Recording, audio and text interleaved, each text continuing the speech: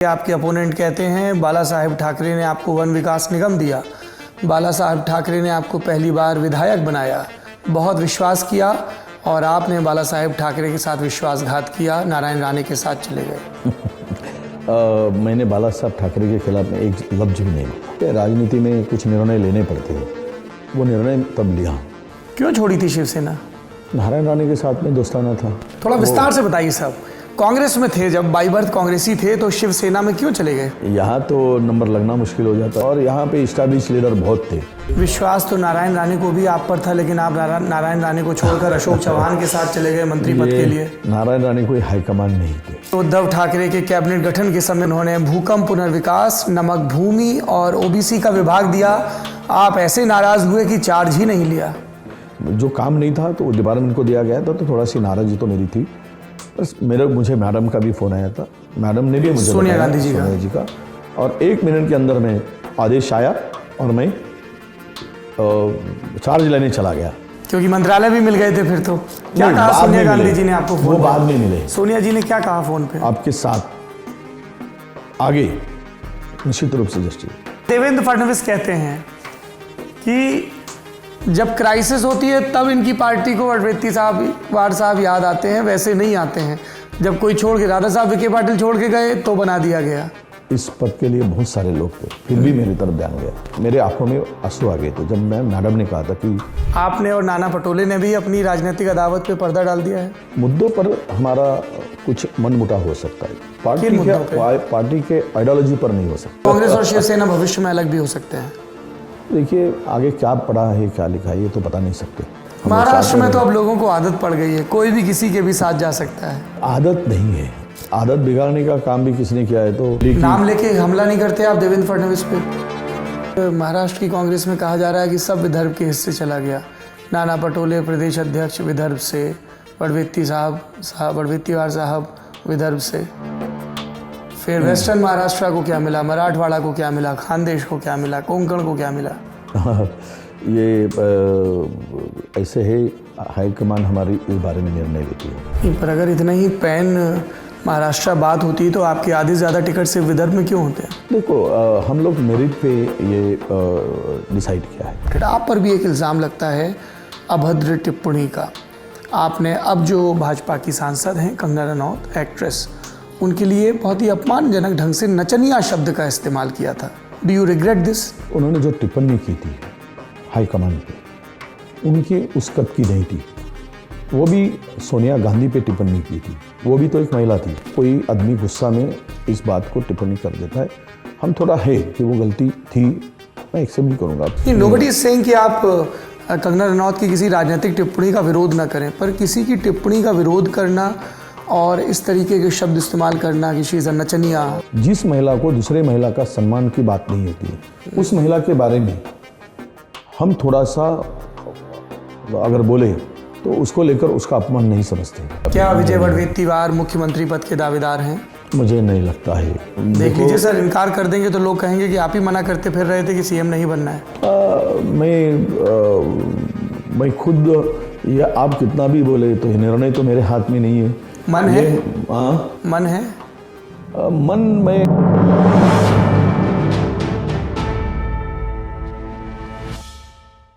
नमस्कार, मेरा नाम सौरभ द्विवेदी है। ये लल्लन टॉप की पॉलिटिकल इंटरव्यू की सीरीज़ है, नाम है जमघट, जहां सत्ता के दावेदारों से और सत्ताधीशों से पूछे जाते हैं सवाल। हालिया संदर्भ महाराष्ट्र के विधानसभा चुनाव और आज का प्रसंग विधानसभा में नेता प्रतिपक्ष विजय वडेट्टीवार, जो कि चंद्रपुर ज़िले की ब्रह्मपुरी विधानसभा से विधायक भी हैं, उनके साथ बातचीत। सर बहुत बहुत स्वागत है। नमस्कार। आपकी पार्टी की एक नेता है सांसद प्रतिभा धनोरकर, क्या वो आपके खिलाफ काम कर रही हैं? मुझे तो नहीं लगता। तो फिर ये चर्चा क्यों है चंद्रपुर से लेकर नागपुर और मुंबई तक? ये भाजपा की चर्चा हो सकती है। आपस में लड़ाने की नीति भाजपा की हमेशा रही है। हमें उनसे कोई विरोध, हमारा और उनका कोई विरोध नहीं है। तो बीजेपी हवा में इस तरह की चर्चा क्यों करेगी? 48 लोकसभा सीटें हैं, इसी लोकसभा सीट पे इतनी बात क्यों हो रही? सांगली पर भी हो रही है कि प्रतिभा धनोरकर आप खिलाफ है। आप अपनी बेटी के लिए टिकट मांग रहे थे। पार्लियामेंट में हुआ था, पार्लियामेंट में बेटी के लिए टिकट मांगा था, वो भी किस्सा वही खत्म हो गया। अभी तो कोई है ही नहीं, अभी असेंबली में वो सांसद बन गए, अब तो किस्सा खत्म हो चुका है। आपकी तरफ से, उनकी तरफ से भी? शायद उनके तरफ से भी, शायद, पूरी तरह श्योर नहीं है।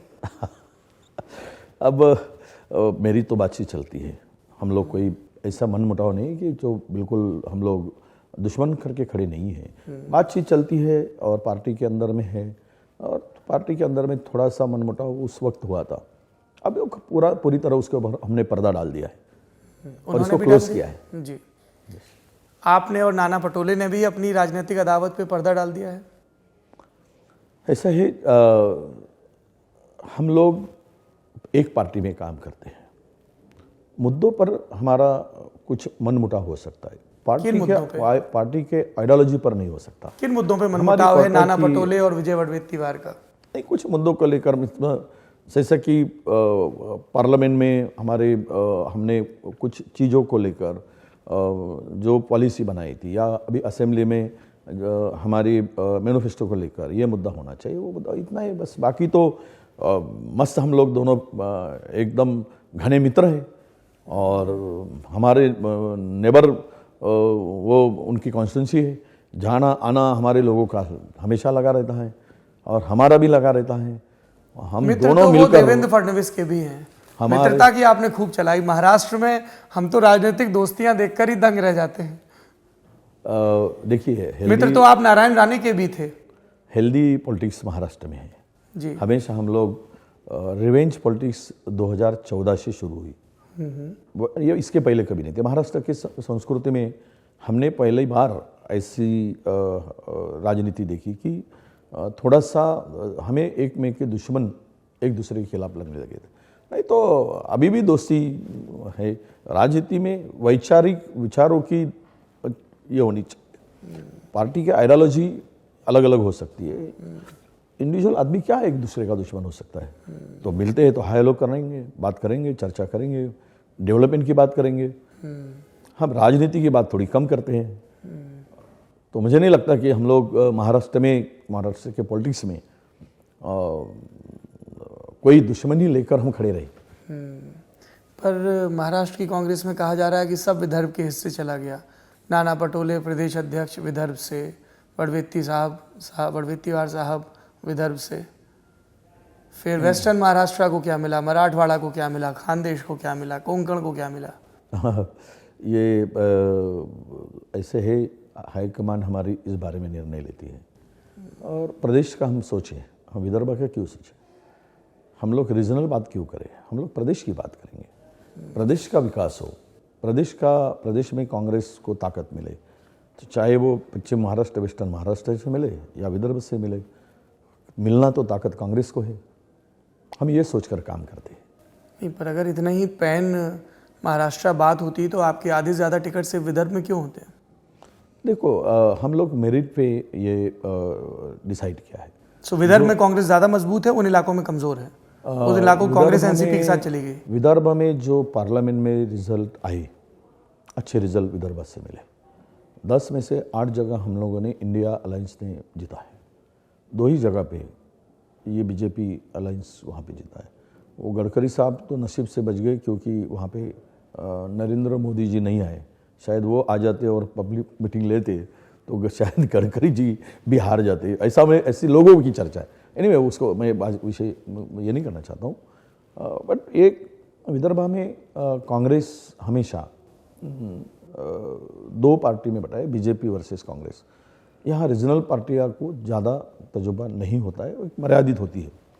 तो हम लोग मेरिट पे डिसाइड किया है। जैसा कोंकण में शिवसेना का वहाँ पे थोड़ा वर्चस्व है, या वेस्टर्न महाराष्ट्र। कौन सी वाली शिवसेना? उद्धव ठाकरे वाली। तो क्योंकि वो आपके साथ है। हमारे साथ है। तो हम लोग, और आपके तो पुराने साथी हैं। मैं बहुत दिन वहाँ पे काम किया, अभी 2004 तक मैं उनके साथ में था। क्यों छोड़ी थी शिवसेना? नारायण राणे के साथ में दोस्ताना था। मैं तो बाय बॉर्न कांग्रेसी हूँ। मैं एनओशाई में काम किया, यूथ कांग्रेस में काम किया हूँ। मेरी राजनीति शुरुआत स्टूडेंट पॉलिटिक्स में मैंने वहाँ पे काम किया, एनओशाई में काफ़ी दिन काम किया है। और तो उनके साथ उनके उनके साथ में काफ़ी लगाव था, हमारा एक अच्छे रिलेशन थे। थोड़ा विस्तार से बताइए साहब, कांग्रेस में थे जब, बाई बर्थ कांग्रेसी थे, तो शिवसेना में क्यों चले गए? यहाँ तो नंबर लगना मुश्किल हो जाता है युवा जरा, इसीलिए हमने सोचा कि उस वक्त जो वेव आई थी और यहाँ पे इस्टेब्लिश लीडर बहुत थे विदर्भ के अंदर में। कैसे लीडर थे? सब इस्टेब्लिश कांग्रेस के इस्टेब्लिश्ड लीडर बहुत थे। कतार लंबी थी। कतार लंबी थी। तो एक बाला साहब की शिवसेना का बड़ा महाराष्ट्र में एक समय आया था कि जहाँ वहाँ शिवसेना का नाम था। हमने तो 22वें साल में शिवसेना ज्वाइन की थी। किस साल, कौन सा साल था? 1990? 96 में ज्वाइन की। तब तक डिस्ट्रिक्ट और तालुके की पॉलिटिक्स हो चुकी थी और एमएलसी बनने की तैयारी थी। शुरुआत की थी हमने, अच्छी शुरुआत की। कौन लेके गया था आपको शिवसेना में? सीधे बाला साहब ठाकरे ने ज्वाइन कराया? सीधे ही बाला साहब ठाकरे बोलेंगे, क्योंकि मैं 14 साल डिस्ट्रिक्ट प्रेसिडेंट रहा था और मुझे 95 में गवर्नमेंट आने के बाद मुझे कारपोरेशन का चेयरमैन भी बनाया गया था, बड़ी कारपोरेशन का, फॉरेस्ट डेवलपमेंट कारपोरेशन जी, वन विकास निगम का जी। और उसके बाद भी मुझे एमएलसी भी उन्होंने दी थी बाला साहब ने। उन्होंने मुझे, बाला साहब ने मेरे ऊपर बहुत उन्होंने विश्वास रखा था। ये विदर्भ रीजन मैं ही संभालता था उस पीरियड में। इसीलिए आपके अपोनेंट कहते हैं बाला साहेब ठाकरे ने आपको वन विकास निगम दिया, बाला साहेब ठाकरे ने आपको पहली बार विधायक बनाया, बहुत विश्वास किया और आपने बाला साहेब ठाकरे के साथ विश्वासघात किया, नारायण राणे के साथ चले गए। मैंने बाला साहब ठाकरे के खिलाफ में एक लफ्ज भी नहीं बोला, आज तक नहीं। जिनके उपकार होते हैं, ठीक है, राजनीति में कुछ निर्णय लेने पड़ते हैं, वो निर्णय तब लिया। क्यों छोड़ी शिवसेना? राणे साहब के साथ में मेरे यहाँ के गढ़चिरौली के वो संपर्क नेता थे शुरुआत से, जब वो कारपोरेटर थे तब से वो एक रिलेशन सा बन गया था, एक फैमिली रिलेशन भी बन गया था। और मेरे वर्किंग स्टाइल जो थी उनको बड़ी पसंद थी, तो मैं पूरे ताकत से हम लोग एक साथ में काम करते थे। तब लगा कि चलो अभी इनका आग्रह है, ये बोल रहे, तो तब ये बाला साहब थे तब, बट वो उनको थोड़ा सा अनसिक्योर्ड लग रहा था, तो वो कुछ मेरे से बातें शेयर करते थे कि देखिए यहाँ पे मैं आपको, और उन्होंने सच है कि मुझे भी बड़ी ताकत उस वक्त राणे ने काफ़ी मदद की थी, मैं भूलूंगा नहीं वो। अभी आज भी मैं नारायण राणे के खिलाफ में बात नहीं करता। राजनीति में एक तो पथ्य होना चाहिए कि जिसके उपकार है उस बारे में गलत बात नहीं होनी चाहिए। क्या था उस समय, क्या चल रहा था? उद्धव ठाकरे को कमान दे रहे थे, राज ठाकरे भी नाराज थे, नारायण राणे भी नाराज थे, आप सब लोग एक करके चले गए। हो क्या रहा था? मातोश्री की पॉलिटिक्स बदल गई थी, आप लोगों को एक्सेस नहीं मिल रहा था, क्या हो रहा था? नहीं, ऐसा मैं नहीं कहूँगा। हमें बहुत अच्छा मातोश्री से रिस्पांस था, एक्सेस भी अच्छा था, बट वो तब की राजनीति नारायण राणे वर्सेस उद्धव ठाकरे, शायद हो सकता है कि नारायण बाला साहब की बाद में इसकी जो स्टेटमेंट है, तब ये उस स्टेटमेंट से, उस बातों से पता ये चलता था कि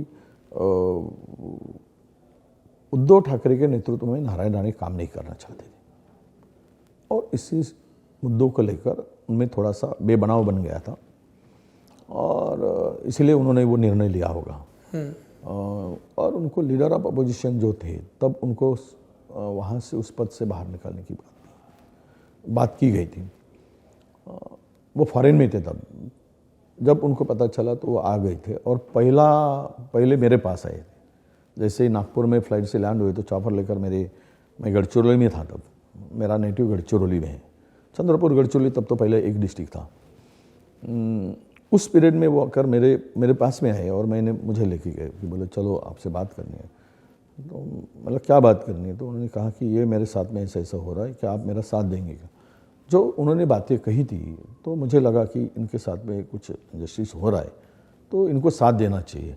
बाकी कोई बात ऐसी नहीं थी कि जहाँ पे बाला साहब के खिलाफ में, अभी भी मैं उद्धव ठाकरे जी के खिलाफ में कोई बात नहीं करता, क्योंकि उस पार्टी में मैं काम कर चुका, उन्होंने मुझे काफ़ी दिया था।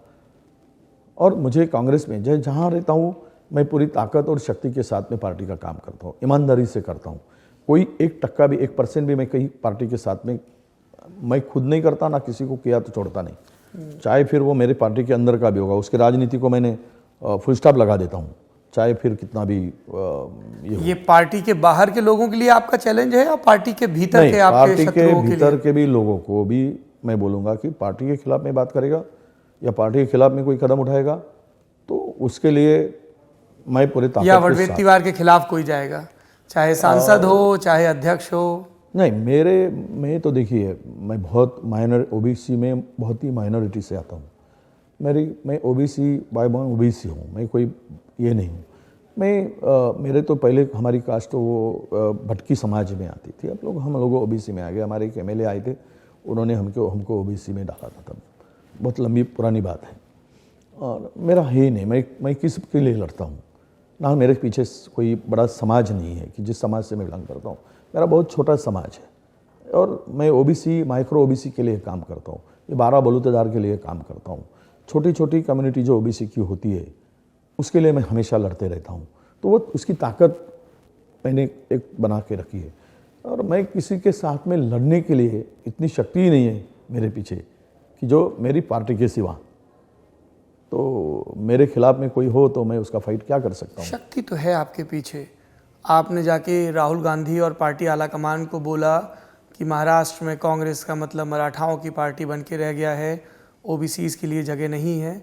उसके बाद ओबीसी के लिए और ख़ासतौर पर विजय वड़वेद तिवार के लिए जगह बनी। सत्य है? ऐसी बात मैंने नहीं की कि ये राहुल जी का हमेशा का ये रहा कि सरकार और प्रशासन में दोनों जगह में वो चाहते हैं कि सबको बराबरी का हिस्सा मिले। उनकी भूमिका हमेशा राहुल जी की एससी एसटी ओबीसी को ये इनका हक कोई छीना न जाए और दूसरे का हक भी कम नहीं होना चाहिए। ये बातें वो इक्वलिटी की बात हमेशा करते हैं, आपको सबको पता है। तो जब ये बातें हो गई तो ओबीसी को क्या बातें हुई थी? आपने जाके शिकायत की थी दिल्ली में? नहीं, मैंने कोई शिकायत नहीं की थी। हमारी जब बात हो गई थी तो अगर सरकार में रहना है सबको लेकर साथ में जब बात हुई थी तब मैंने ये बात की थी कि इसमें कुछ जातियाँ ऐसी है ओबीसी में कि उनको भी थोड़ा अपने पार्टी में एक रिप्रेजेंटेशन मिलना चाहिए और उनको भी यही बात तो वो लेकर बात करते थे जी। मैंने कोई मराठा समाज के खिलाफ में बात नहीं की, ना मैं कोई अदर कास्ट के खिलाफ में बात की।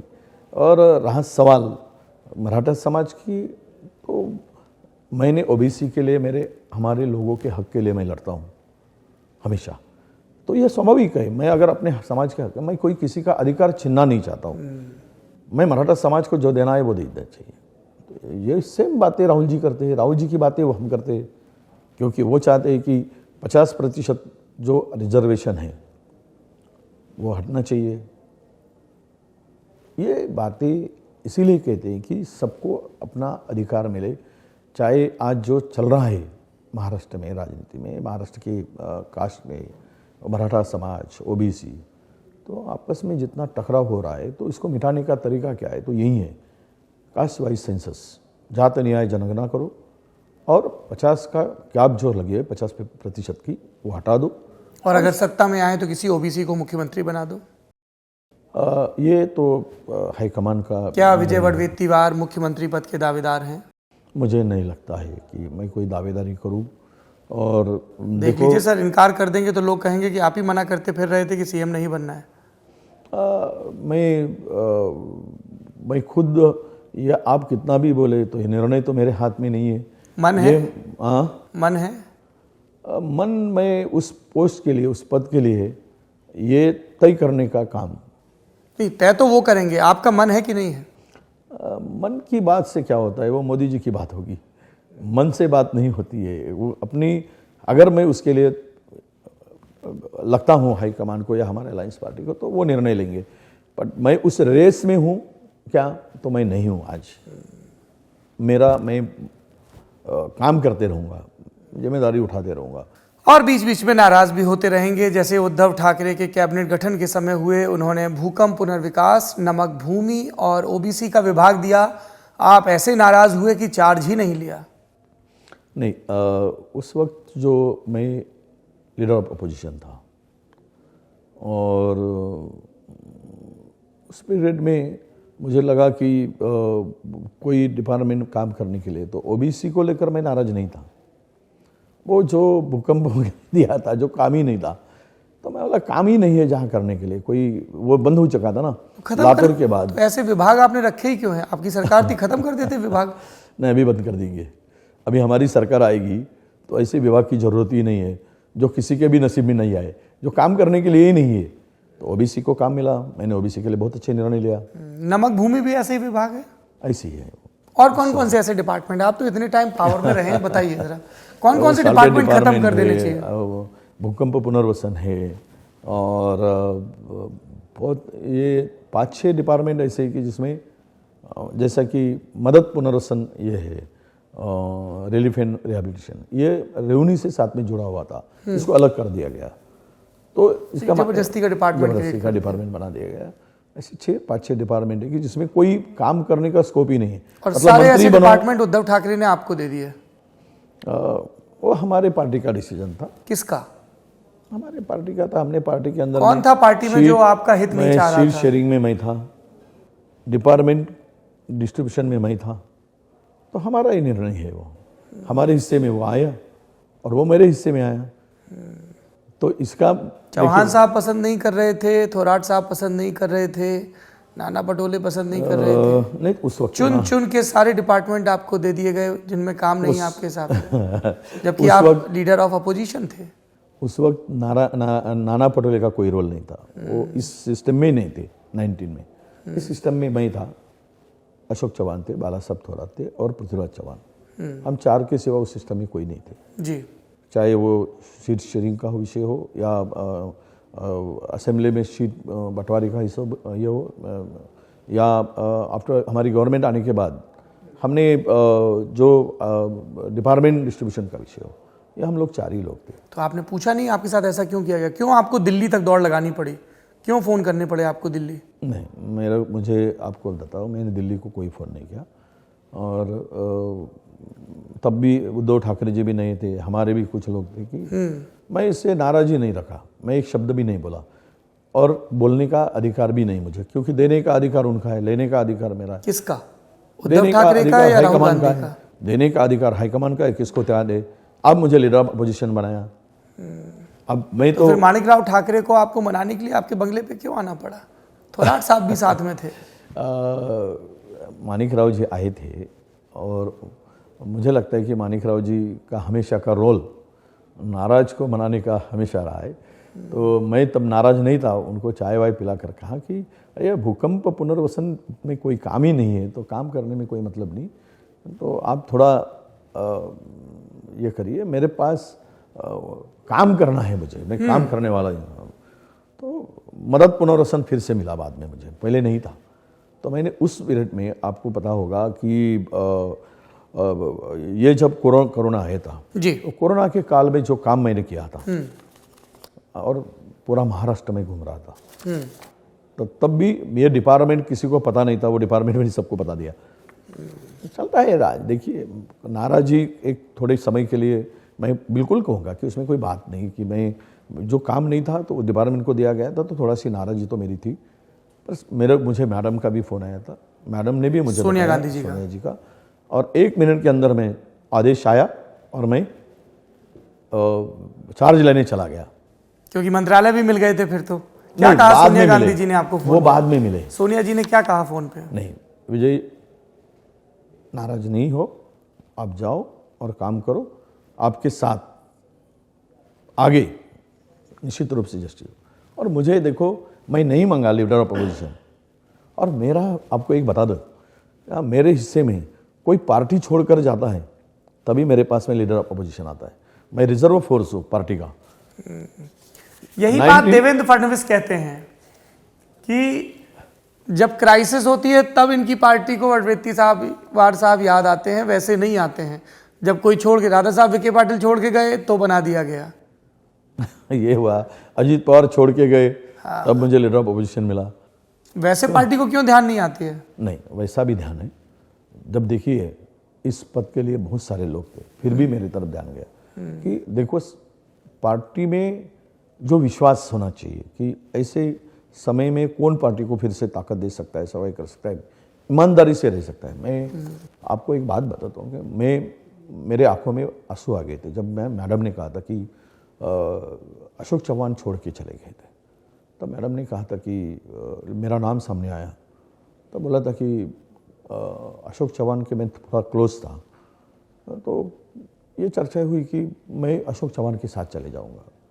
तो मैंने तभी बोला था कि मैं पार्टी छोड़ने वाला नहीं हूँ, चाहे मैं कोई कितना भी मेरे ऊपर बड़ा संकट लाए। और तब मैडम ने बोला था कि हमें पता था कि विजय उस वक्त भी उन्होंने संभाला था 19 में, अभी भी वो रहेंगे और वो गड़बड़ नहीं करेंगे, हमें विश्वास है। ये विश्वास की बात जो होती है ना, तो ये विश्वास तो नारायण राणे को भी आप पर था, लेकिन आप नारायण राणे को छोड़कर अशोक चव्हाण के साथ चले गए मंत्री पद के लिए। नारायण राणे कोई हाईकमान नहीं थे, मेरी हाईकमान, और मैं विचारधारा से बंधा था।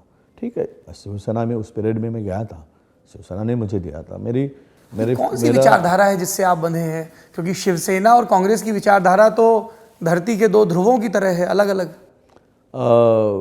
नहीं, विचारधारा कांग्रेस के आइडियोलॉजी के आज जो हम लोग काम कर रहे हैं, रहा सवाल शिवसेना का, ये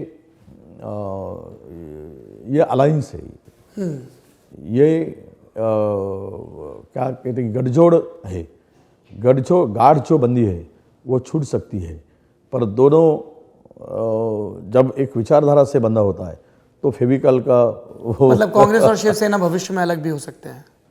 देखिए, आगे क्या पढ़ा है क्या लिखा है ये तो बता नहीं सकते, क्योंकि हम लोग विकास को एजेंडा को लेकर हम लोग एक साथ आए हैं। कुछ मिनिमम का एक प्रोग्राम बनाकर हम लोग सामने आए हैं। तो मुझे लगता है कि यह हम लोग कोई धर्म पंथ को लेकर सामने नहीं आए, महाराष्ट्र के डेवलपमेंट को लेकर हम लोग एक साथ आए हैं। महाराष्ट्र की आज की पॉलिटिकल जो सिचुएशन है, जिस तरह से राजनीति हो रही है, पार्टियां खत्म करने की बात हो रही है, उसको लेकर हम लोग साथ में हैं और साथ रहेंगे। अभी देखिए, कोई सोच सकता था पार्लियामेंट में हमारा अलायंस होगा? लोग तो ये सोच रहे थे कि ये गठबंधन टूट जाएगा। महाराष्ट्र में तो अब लोगों को आदत पड़ गई है, कोई भी किसी के भी साथ जा सकता है। आदत नहीं है, इसको आदत बिगाड़ने का काम भी किसने किया है? तो वो महाराष्ट्र में विदर्भ की भूमि पर है, ये सब कुछ किया है। तो ठीक है, दिल्ली की नाम लेके हमला नहीं करते आप देवेंद्र फडणवीस पे? नहीं, तो वो सब लोग कहते हैं, उनका ही नाम लेते हैं। अब वो किसने पाप किया वो ये भी नहीं तो पता। यही कहते हैं कि जो कांग्रेस रात दिन शिवसेना को कोसती थी, उन्हीं उद्धव ठाकरे को सीएम बनवा दिया। कांग्रेस और शिवसेना का गठबंधन भी एक हो चुका था। आपको पता होगा कि इंदिरा जी के वक्त बाला साहब को ताकत भी तब कांग्रेस ने दिया, कांग्रेस और शिवसेना का अलायंस तब भी हुआ था जी। तो ये कोई और अगले 3 दशक तक वो उस अलायंस पे सफाई देते रहे। वो तो देनी पड़ती है। देखो, भाजपा अपनी आइडियोलॉजी से बाहर नहीं गई है, या आपको भी पता है, पूरे हिंदुस्तान को पता है। जिस तरह से राजनीति अभी, जिस तरह से स्टेटमेंट ये आ रहे, तो आइडियोलॉजी को लेकर ये काम पार्टियां करती है, पर उसको वोट के लिए भी करती है। फ्लूडिटी तो बहुत है। कांग्रेस के हेमंत बिस्व शर्मा भाजपाई हो जाते हैं, भाजपा के नाना पटोले कांग्रेसी हो जाते हैं। फ्लूडिटी तो है सर, ये तो हम भी मानते हैं इस देश की राजनीति में। पर आप उस समय नारायण राणे को छोड़ के अशोक चव्हाण के साथ क्यों गए थे? सिर्फ मंत्री पद का मामला था या कुछ और बात थी? आपको समझ में आ गया था नारायण राणे तो सीएम बनने से रहे, तो पाला बदल लो ना? ये आपका सवाल मुझे लगा ही था कि मैं उसका पूरा सोच कर आया था कि इस सवाल का क्या जवाब। नारायण राणे बार बार पार्टी बदलते रहे और बार बार पार्टी, वो बड़ा नेता है, राणे साहब बड़े नेता हैं, हम लोग छोटे नेता हैं, हम लोग उस कद पर नहीं पहुँचे। तो हमें लगता था कि बार बार पार्टी बदलने से हमारी जो एक अपने पॉलिटिक्स में जो एक हमारा नाम है वो बहुत ख़राब हो जाएगा, हमारा विश्वास उड़ जाएगा, लोगों का जो विश्वास है। इसलिए हमने कहा कि नहीं, हम लोग पार्टी नहीं बदलेंगे। अब एक बार बदल चुके हैं, मेरे पूरे लाइफ में एक बार पार्टी बदल चुका हूँ, कांग्रेस, एक बार शिवसेना से। अभी मैं बार बार पार्टी बदलने का बिल्कुल मैं सोचा ये नहीं करूँगा। और उस वक्त मैं नारायण साहब को भी बोला था कि मैं बार बार पार्टी नहीं बदलूंगा। आपको एक किस्सा बताता हूँ। बताइए। वो किस्सा ऐसा था कि जब विलासराव जी ने रिज़ाइन किया था, तब नाम राणे साहब का सामने आया था। राणे साहब का नाम था, और थोड़ा भी पेशेंस रखते ना तो तब राणे साहब भी सीएम बन जाते। और उनको समझाने की कोशिश हाईकमान ने बहुत की, हम भी उसमें पूरा हम लोग उनके साथ में थे। पूरी तरह से साथ में थे। अशोक चव्हाण का नाम आने के बाद जिस तरह से बयानबाजी राणे साहब ने की, तो मैं बोला इनका पॉलिटिक्स में बहुत बड़ा इनको नुकसान होने वाला है, या ये पार्टी नहीं रहेंगे, पार्टी में ये पार्टी छोड़ने की। हमने कहा था उनको, आप अपने साथियों के लिए कुछ करें, आप चले, आप अपने लोगों के लिए भी, आपके लिए भी कुछ करें। उसको बड़ी डिमांड दी थी, आप उनको यूडी देने के लिए भी बात हो गई थी दिल्ली से, और उनको ये कहा कि जब महाराष्ट्र की राजनीति में यूडी कहा जाए तो इसका मतलब है अर्बन डेवलपमेंट डिपार्टमेंट, जो कि सबसे इंपॉर्टेंट विभाग है, उनको देने की बात हो रही थी और वो मान जाते तो नहीं मुझे, और उनके जो स्टेटमेंट आपको तो पता है वो कितना है, मुझसे ज़्यादा तो आपको पता होगा, आपके पुराने साथी हैं। नहीं, मुझे पता था कि ये पेशेंस खो रहे हैं जी, जिस तरह से बयानबाजी कर रहे थे। तो मैं लगा कि मैं उनको बोला भी कि चलो हम लोग गोवा चले, सब लोग, और गोवा चलकर शांति से बैठ जाइए, जो देगा वो ले लो, नहीं तो शांति से बैठ जाओ, आपका नाम होगा, एक दिन आप सीएम बनोगे। देखिए, अशोक चव्हाण के बाद में पृथ्वीराज का नाम आया, तब राणे साहब कांग्रेस में होते तो शायद नारायण राणे सीएम बनते थे। जल्दबाजी आदमी को डुबो देती है।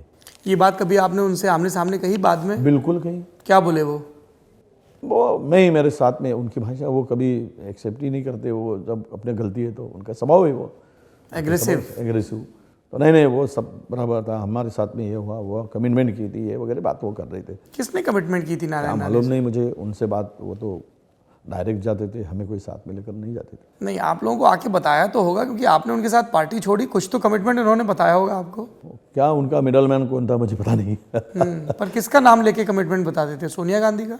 नहीं, सोनिया जी का तो मुझे पता नहीं, सोनिया जी से बात हुई क्या नहीं, वो कभी बात ये नहीं हुई थी उनकी। बहुत महत्वपूर्ण रहता है पार्टी में अध्यक्ष हो, महिला हो, और वैसे भी हम देखते हैं राजनीति में महिलाएं कम हैं, पुरुष ज़्यादा हैं।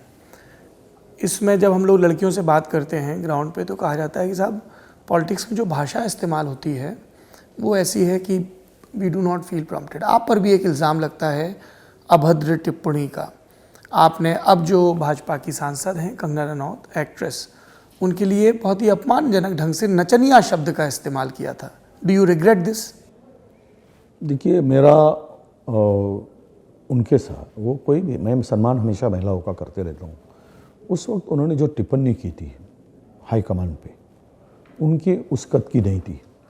वो भी सोनिया गांधी पे टिप्पणी की थी, वो भी तो एक महिला थी, और एक बड़े इस देश में जिनका, जो एक देश की नेता थी। तब कोई आदमी गुस्सा में इस बात को टिप्पणी कर देता है। हम थोड़ा है कि वो गलती थी, मैं एक्सेप्ट भी करूँगा, पर उन्होंने भी उतनी बड़ी एक्ट्रेस। नोबडी इज सेइंग कि आप कंगना रनौत की किसी राजनीतिक टिप्पणी का विरोध ना करें, पर किसी की टिप्पणी का विरोध करना और इस तरीके के शब्द इस्तेमाल करना कि शी इज नचनिया। नहीं, मैं कोई महिला वर्ग का अपमान नहीं था, वो मेरे नेता का अपमान था। मेरे नेता जो सोनिया जी थी, उनके बारे में जिस ढंग से उन्होंने टिप्पणी की थी, वो एक महिला को भी शोभा नहीं देती। महिला वर्ग का भी अपमान होता है। जिस महिला को दूसरे महिला का सम्मान की बात नहीं होती है, उस महिला के बारे में हम थोड़ा सा अगर बोले तो उसको लेकर उसका अपमान नहीं समझते, और उसका अपमान नहीं समझता मैं। नचनिया थी, नचनिया की बात बोल रहे हो तो हम लोगों के मराठी में, विदर्भ में हिंदी का मराठी का थोड़ा सा प्रॉब्लम है, तो वो पिक्चर में नाचती थी, तो ऐसे कहा कि पिक्चर वाली है, उनको ये भाषा शोभा नहीं देती। नचनिया का मतलब वो हम लोग उसको कोई गलत अर्थ से नहीं था। सर, क्या बुराई है डांस करने में? फिल्मों के लिए भी हमने वही कहा था, बुराई आपकी भी पार्टी में बहुत सारे फिल्म बैकग्राउंड के लोग आए, अभी भी सक्रिय हैं। हमने एक सम्मानजनक पेशा है सर। हमने इसीलिए तो उनको ये कहा था कि तब इनके ये फील्ड है, अभी उनके वो ABCD भी पॉलिटिक्स में नहीं पड़ी है, किसी के बारे में पता नहीं है, तब उन्होंने दूसरे फील्ड के नेताओं के बारे में ऐसी बातें नहीं करनी चाहिए, ये हमारा उस वक्त का अर्थ था। वैसे आप अपने स्टेटमेंट में उनकी सोनिया गांधी नहीं, महात्मा गांधी की टिप्पणी से नाराज शायद नहीं, महात्मा जी नहीं, सोनिया जी की थी, महात्मा जी की नहीं थी। She is not worthy to make a comment on Mahatma Gandhi. She is a Nachaniya, considered one of the controversial people. Her comment on Mahatma Gandhi is like spitting on the sun. If you spit at the sun, the spit falls back on you. Maharashtra Minister Vijay Vadattiyar on Kangana Ranaut. हो सकता है गांधी जी के बारे में। अब गांधी जी के बारे में इस बात की, ये बात ऐसी अगर ये लोग करें तो आपको क्या लगता है जिन्होंने अहिंसा के रास्ते पर इस देश को चलकर देश को आज़ाद किया था? गांधी की किताबें तो मैंने बहुत पढ़ी, आप कोई भी सवाल पूछेंगे तो उसका भी जवाब दूंगा।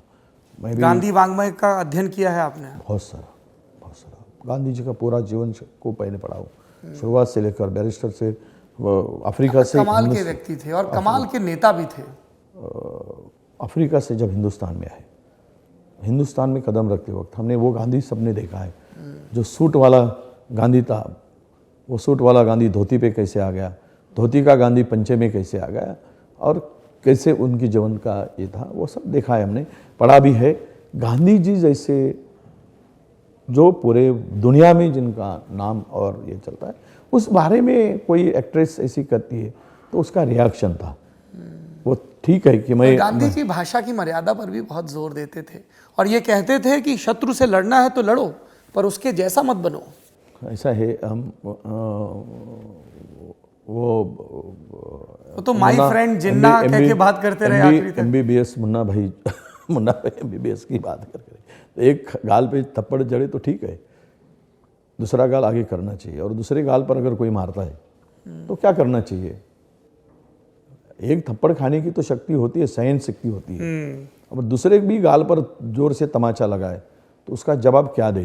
तो हमने सोचा कि इसको थोड़ा सा जवाब देना चाहिए। अच्छा, उनको क्या जवाब देंगे जो ये कहते हैं कि यदि अघाड़ी सत्ता में आती है, कांग्रेस सबसे ज़्यादा सीटों पर लड़ रही है, और अगर हाइपोथेसिस उनकी दावेदारी होती है मुख्यमंत्री के पद पर, तो विजय वड़वेत्तिवार को लगता है कि जो नाना पटोले का एंटी खेमा है वो अंततः उनके नाम पर सहमत होगा। Vijay Wadettiwar can be that rallying point.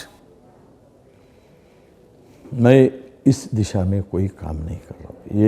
ये आपका इल्जाम पूरी तरह से गलत है। इल्जाम नहीं है, एक संभावना है जिसकी चर्चा आपके कार्यकर्ताओं ने की। मेरा काम है सवाल। कार्यकर्ता स्वाभाविक है, देखिए हर कार्यकर्ता को लगता है कि अपना नेता उस कुर्सी पर बैठे, ये स्वाभाविक बात है, किसी को भी लगता है।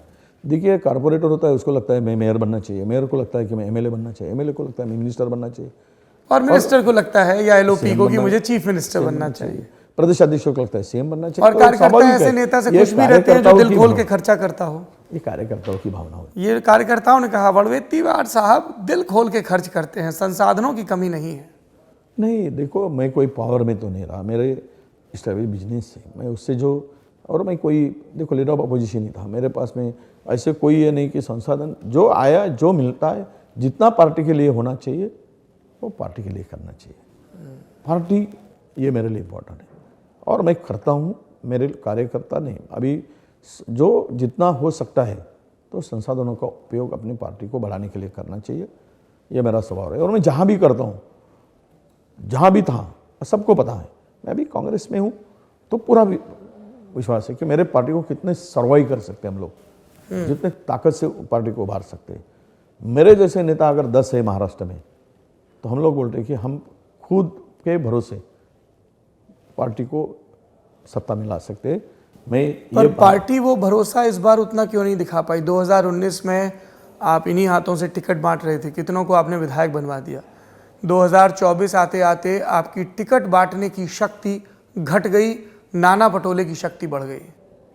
नहीं, हमने और बाला साहब थोड़ा, नाना भाऊ पटोले और मैंने, तीनों ने मिलकर जो टिकट का बंटवारा हुआ था, हम तीनों ने हाईकमान के सामने जो नाम रखे वो हम तीनों सहमति से रखे, चाहे उनका कोई वर्चस्व हो या मेरा हो या बाला साहब का हो, ये बिल्कुल ही उसमें कोई बात नहीं है। हम तीनों ने सोचा, कई जगह पे तो हाईकमान के पास में अलग रिपोर्ट थी, तो उस बात को लेकर हमने तीनों ने जो नाम बताए थे उस नाम पे भी उन्होंने सहमति नहीं दर्शाई। क्योंकि आप अपनी सीट शेयरिंग करके गए थे, वहाँ सुनील कनुगोलू का अपना फीडबैक और सर्वे था। हाँ, ये इल्ज़ाम तो हमें लगा था। हाईकमान ने ये भी कहा था कि आप लोग सब हाथ मिलाकर तो नहीं आए। हाँ। ऐसी कोई बात नहीं, हमें महाराष्ट्र में सत्ता तक पहुंचना था। हम लोग मेरिट पर विचार किया, जो विनेबिलिटी की जहाँ ज़्यादा पॉसिबिलिटी है उस विचार को लेकर हम गए थे। हो सकता है कि कुछ सीटों पर 10-5% पे कम ज़्यादा हो सकता है, उनका रिपोर्ट्स अलग, इनका कनुगुल का रिपोर्ट अलग हो, हमारा अलग हो। हमने तीनों नेताओं ने अलग अलग सर्वे भी करवाया था स्टेट के अंदर में। मैंने भी इंडिपेंडेंट सर्वे कराया था, PCC ने भी करवाया था, बाला साहब थोरात ने भी करवाया था। जो इनपुट्स मिले थे उस आधार पर हमने तय किया था कि ये कैंडिडेट इसके लिए ठीक है, ये कॉन्स्टिट्यूंसी के लिए। ये बात हमने करके सामने नाम रखा था। संजय राउत पर भी सर्वे करवाया था क्या? बड़ा झगड़ा हुआ नाना पटोले और संजय राउत का। थोड़ा मैं अभी उसको लेकर जो मैं शिवसेना में था, अभी मैं बहुत शांत हो चुका हूँ। अब अभी दो नेता थोड़ा सा, हमारे नाना भी थोड़ा एग्रेसिव लीडर है, सब मानते हैं कि ठीक है वो स्वभाव है उसका, पर वो गलत बातों को लेकर कभी लड़ते नहीं है। वो जब उनको कौन कर रहा था गलत बातें? संजय राउत? नहीं, संजय राउत की टिप्पणी जो थी, उस टिप्पणी को लेकर नाना को थोड़ा क्या कहा गया था मीटिंग में? विदर्भ में आप जीरो हैं, सीटें कैसे मांग रहे हैं? जीरो तो नहीं है, आपकी ताकत विदर्भ में थोड़ी कम है, ये शब्द था। थोड़ी कम कहा था तो भी हमने उनको एकोमोडेट किया। विदर्भ में है ना, बड़ा दिल दिखाया। हमने कोकण में हमें कुछ नहीं मिला, ताकि हमारी ताकत वहाँ पे कम थी, चाहे सिंदूर हो, रत्नागिरी हो, रायगढ़ हो, हम एक भी सीट से नहीं थे। तो वैसे भी हमने उनको कहा था कि विदर्भ में थोड़ा हमारा झुकता ये होना चाहिए, वहाँ मिलना चाहिए और हमें ज़्यादा मिलना चाहिए हिस्सा। ये बातें हमने की थी, तो ये कोई वाजिब बात है, उसमें कोई गलत है ऐसा मैं नहीं समझता हूँ। अंततः आपको हिस्सा तय करना है महाराष्ट्र की जनता को। फैसला आएगा, जनादेश आएगा 23 नवंबर 2024 को। आप सुन रहे थे विधानसभा में विपक्ष के नेता और चंद्रपुर की ब्रह्मपुरी सीट से विधायक विजय वड़वेत्तिवार को। ये पूरी बातचीत कैसी लगी, नेताजी के दावे आपको कितने दुरुस्त लगे, कमेंट बॉक्स में ज़रूर बताइए। आपने चुनाव की व्यस्तता के बीच इतना समय दिया, इसके लिए धन्यवाद और बहुत बहुत शुभकामनाएं।